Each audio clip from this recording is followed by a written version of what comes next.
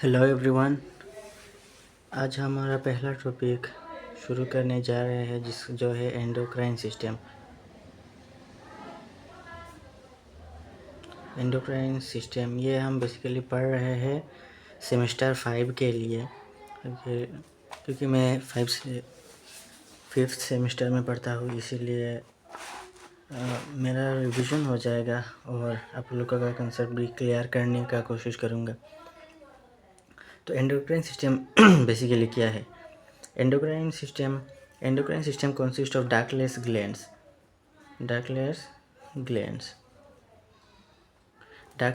यानी ductless glands वो होता है, मतलब जो जिसका डक्ट या पाथ ऑफ फ्लो और स्पेसिफिक पाथ ऑफ फ्लो नहीं होता। डक्ट बेसिकली क्या होता है? डक्ट होता है एक पाथ, यानी आप समझ ले एक पाइप होता है, पाइप के ज़रिए, और वो हमारा जो वेंस है उसी की तरह होता है। वे पाथ है जिसके ज़रिए हम बहुत सारा बायोलॉजिकल न्यूरोट्रांसमीटर्स, मतलब ऐसा बायोलॉजिकल लिक्विड्स जो हम एक जगह से दूसरी जगह ट्रांसफ़र करते हैं। लेकिन डक्टलेस ग्लैंड्स जैसे कि पिट्यूटरी ग्लैंड, थायराइड ग्लैंड, इन सब में डक्ट नहीं होता है, मतलब ऐसा पाइप के जैसा वे नहीं होता। ये सब अपना जो सिक्रेशन है वो डायरेक्टली ब्लड में करता है। ब्लड में करने की वजह से वो टारगेट में ब्लड के थ्रू ही पहुंचता है और वहाँ जाके अपना फंक्शन शो करता है। जो ये बेसिकली बहुत इजी कॉन्सेप्ट है, जिसके पास पाथ नहीं होता, ये इसके ज़रिए हम याद रख सकते हैं। और डक्टलेस ग्लैंड्स का 5th सेमेस्टर में मेनली ये है कि हमें उसका इंट्रोडक्शन पढ़ना है जो हमें सेमेस्टर 1 में भी मिला था। ये फर्स्ट सेमेस्टर या सेकेंड सेमेस्टर में था। वहाँ भी हमने सेम ही पढ़ा था, लेकिन यहाँ भी पढ़ना ज़रूरी है क्योंकि किसी यूनिवर्सिटी में ऐसा होता है कि 5 मार्क का या 7 मार्क का, या जो दूसरे यूनिवर्सिटी 15 मार्क का आता है। कभी कभी वो क्वेश्चन डालते समय ये बेसिक एंडोक्राइन सिस्टम का पूरा जो सिस्टम वो पूछ लेते हैं। जो इसके लिए ये होता है कि हम अगर ये आंसर कर दे तो हमें पूरा मार्क मिल जाता है, क्योंकि ये इजी भी है। पूरा मार्क मीन्स जो एक अच्छा मार्क मिल जाता है, क्योंकि ये इजी भी है और हमारे लिए नोन भी है। और हमें इसमें इसलिए फोकस करना चाहिए क्योंकि ये हमें याद करने में बहुत आसानी होता है। तो आज हम शुरू करने जा रहे हैं एंडोक्राइन सिस्टम का बेसिक इंट्रोडक्शन तो मैंने बता दिया। तो अब उसका मेनली क्या है, एंडोक्राइन सिस्टम में होता क्या है। एंडोक्राइन सिस्टम कितने टाइप्स के होते हैं, ये क्या होते हैं। तो एंडोक्राइन सिस्टम में बेसिकली होता है बहुत सारा ग्लैंड, 8 या 9 ग्लैंड है, जिसमें से नंबर 1 पिट्यूटरी ग्लैंड।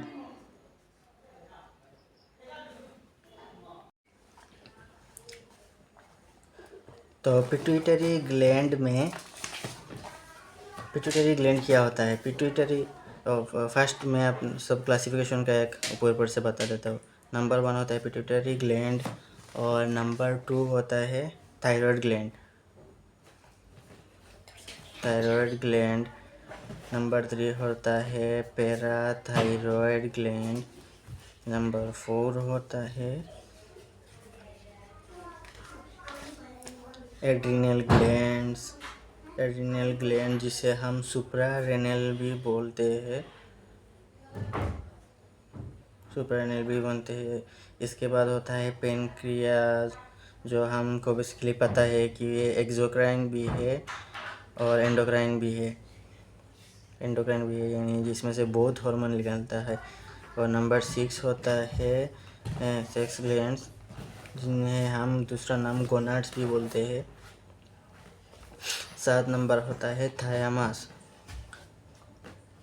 और 8 नंबर होता है पिनियल ग्लैंड।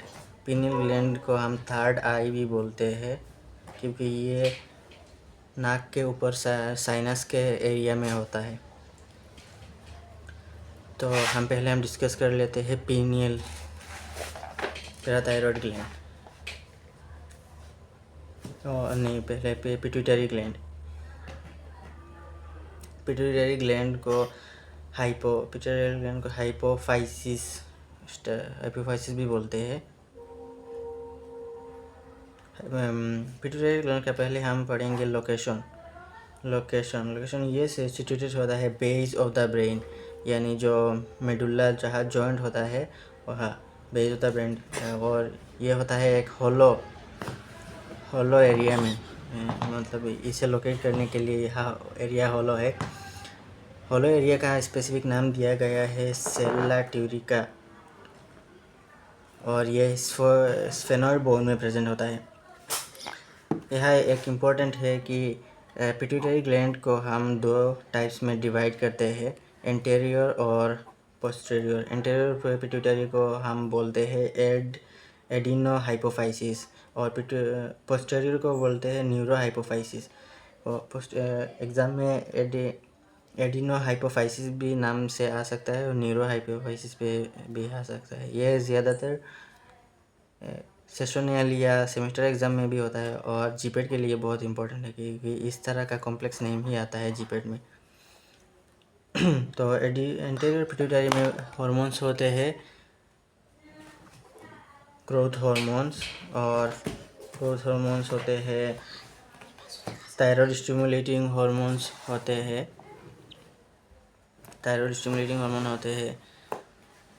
और होते हैं एड्रीनोकोर्टिकोट्रोफिक हार्मोन होता है, FSH यानी फोलिकुलर स्टिमुलेटिंग हार्मोन होता है, और बहुत सारा होता है ल्यूटिनाइजिंग, ल्यूटियोट्रोफिक, ये सब होता है। इन सब का एक स्पेसिफिक फंक्शन है जो जिसे हम एक पॉइंट में याद रख लेंगे तो हमारे एग्ज़ाम के लिए काम आ जाएगा, और ज़्यादा डिस्कस करने की ज़रूरत नहीं है, क्योंकि अगर ये 5 मार्क में तो आएगा नहीं, और 2 मार्क्स में आ गया तो हम 2 मार्क्स में, या 1 मार्क्स में आ गया तो हम एग्जाम्पल और इसका डिफिनीशन के साथ बता सकते हैं।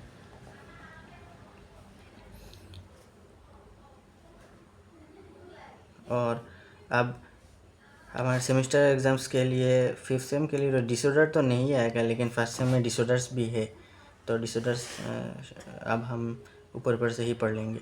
तो डिसऑर्डर्स ऑफ एंटीरियर पिट्यूटरी होता है हाइपर पिट्यूटरिज्म, जिसमें से हम कॉमनली जानते हैं जाइगेंटिज्म और एक्रोमेगली एक्सेट्रा।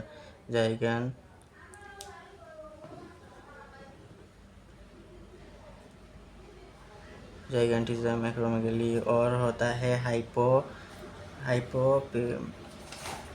हाइपोपिट्यूटरिज्म। हाइपरपिट्यूटरिज्म का मतलब है जब हार्मोन्स ज़्यादा हो जाता है, और हाइपो में हार्मोन्स का रिलीज़ कम हो जाता है। ये ख़त्म हो गया एंटीरियर। अब हम पढ़ेंगे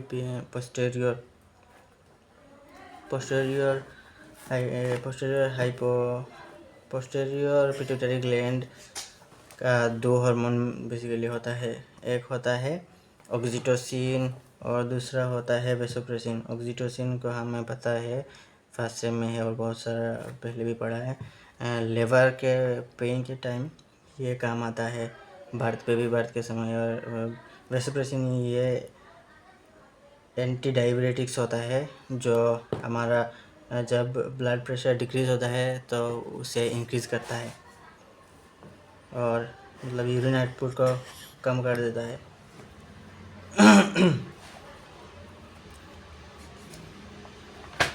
अब हम पढ़ेंगे थायराइड ग्लैंड। हम अगर 5th सेम के लिए पढ़ रहे हैं तो सिर्फ इसका एक इंट्रोडक्शन ही बताने से चल जाएगा, इसलिए थायराइड ग्लैंड हमें बहुत अच्छे से पता है। ये एक बहुत इम्पोर्टेंट ग्लैंड है जो lower part of the neck में होता है, और यह थायराइड कार्टिलेज में सिचुएटेड होता है।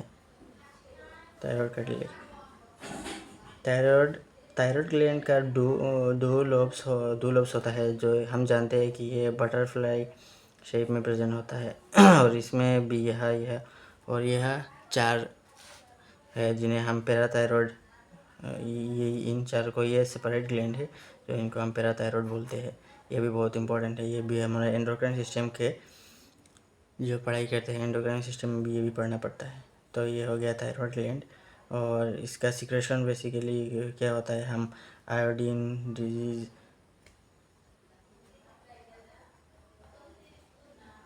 आयोडीन जब आयोडीन की कमी होता है तो यह डिजीज़ होता है और आयोडीन यहाँ कॉन्सेंट्रेशन हो जाता है। थायराइड हार्मोन का मेन फंक्शन होता है ग्रोथ, मेटाबॉलिज्म,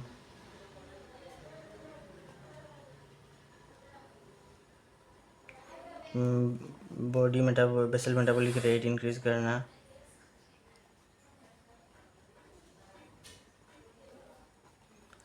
और आयोडीन स्टोरेज।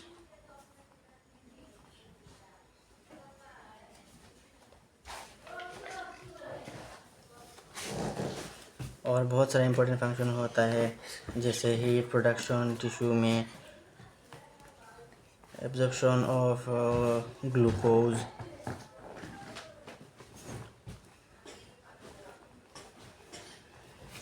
एट्सेट्रा। और भी बहुत सारा फंक्शन होता है।